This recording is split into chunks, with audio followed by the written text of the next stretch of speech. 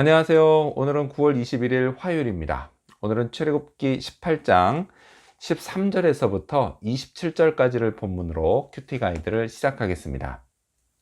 먼저 오늘 이 본문을 통해 제가 묵상한 하나님은 성경을 만드신 분입니다.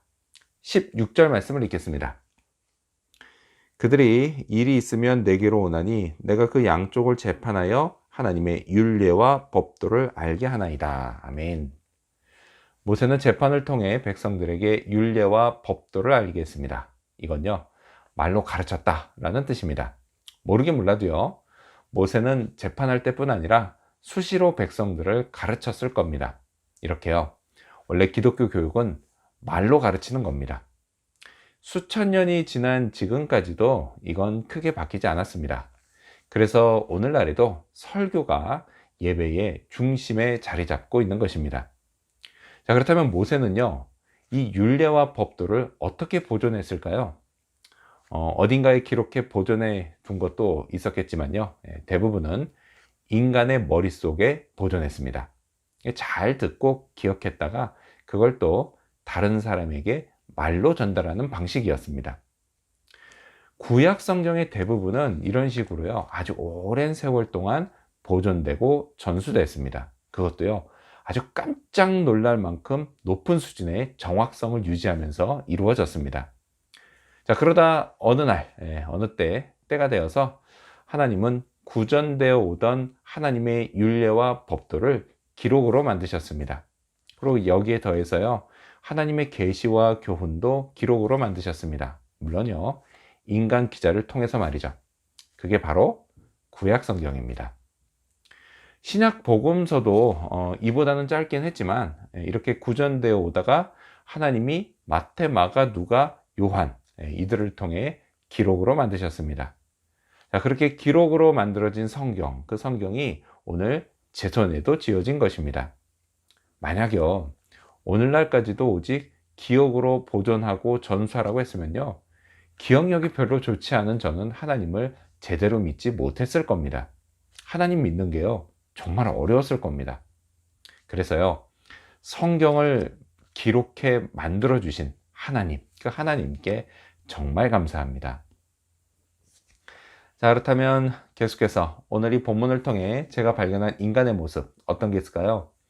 오늘은 혼자 너무 중한 짐을 졌던 모세를 볼 수 있습니다. 18절 말씀을 읽겠습니다.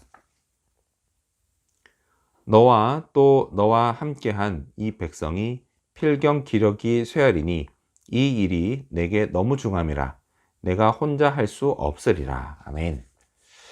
장인 이드로의 지적은 효율성에 관한 것이었습니다.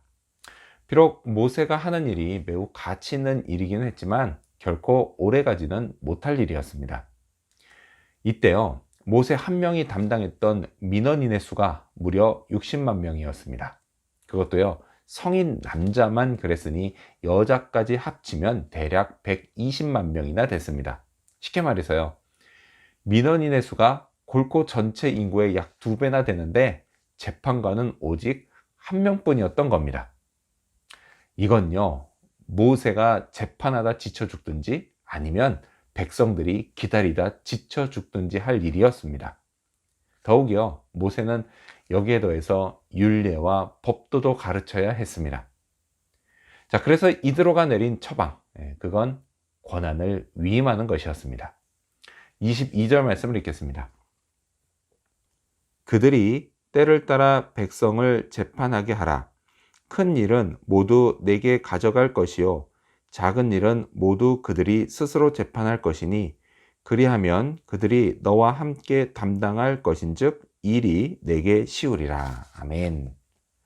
그리고 모세는 이 조언을 곧바로 받아들입니다. 자, 그렇게 숨 쉴 틈이 생겼으니 이건 모세에게 참 좋은 일이었습니다. 그는요, 가르치는 일에 더욱 집중할 수 있었습니다. 자, 그리고 동시에 이것은 그 세워진 사람들에게도 참 좋은 일이었습니다. 그들도요, 백성들의 송사를 재판하면서 그들 스스로 지도자로 성장할 수 있는 좋은 기회를 얻었기 때문입니다. 이렇게요, 위임이 잘 되면 위임하는 자나 위임을 받는 자나 모두에게 유익합니다. 저도요, 위임을 잘하면 좋겠습니다. 집에서는 점점 커가는 아들에게 자기 스스로 결정할 수 있는 것들의 범위를 조금씩 늘려가야겠습니다.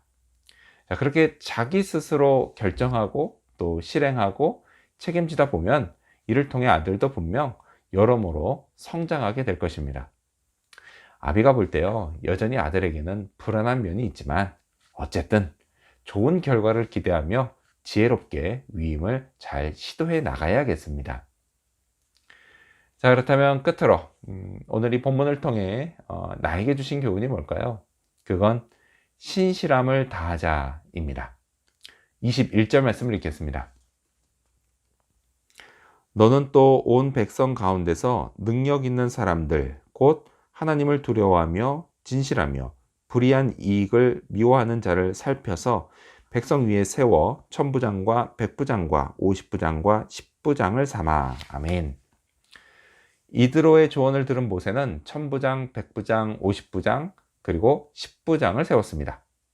자, 이들은 백성들 사이에 송사를 담당해야 했기 때문에 아무나 세우지 않았습니다. 이드로는요, 능력 있는 사람을 세우라고 했습니다. 자, 그런데 흥미로운 것은 그 능력이 무엇이냐라는 것입니다. 오늘날에도요, 재판장, 곧 판사는 아무나 되지 못합니다. 그 사법고시도 합격해야 하는 등 공부를 많이 해야 합니다. 하지만요, 그렇다고 해서 판사가 오늘 본문이 말씀하는 그 능력을 갖춘 사람이라고 말할 수는 없습니다. 성경이 말씀하는 능력은 곧 하나님을 경외하며 진실하며 불의한 이익, 곧 뇌물이죠. 이걸 미워하는 그것이기 때문입니다. 자, 이건요, 다른 말로 신실함이라고 말할 수 있습니다. 하나님과 저 사이에 신실한 말이죠. 하나님은요, 신실함을 능력으로 보시면서 제게도 이런 신실함을 요구하십니다. 이게 너무 부담스러운 일일까요? 아닙니다. 오히려 그 반대입니다. 신실함을 능력으로 봐주시는 하나님, 그 하나님께 감사할 따름입니다. 저는요, 판사들처럼 공부도 많이 하고 또 머리도 좋고 뭐 그러지를 못합니다. 그나마 제가 할 수 있는 건 하나님께 신실한 것입니다. 이건요, 꼭 머리가 좋아야만 할 수 있는 게 아닙니다. 머리가 나쁜 저도요, 마음만 먹으면 얼마든지 할 수 있습니다. 그래서요, 오늘도 저를 사용해 주시는 하나님께 신실함을 다해야겠습니다.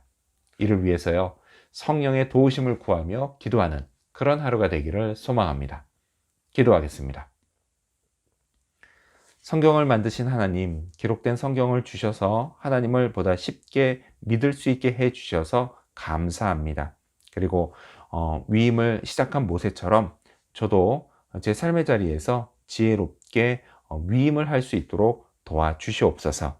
그리고 신실함을 능력으로 보시는 하나님께 감사하며 제가 하나님 앞에 또 하나님께 신실함을 다할 수 있도록 도와주시옵소서.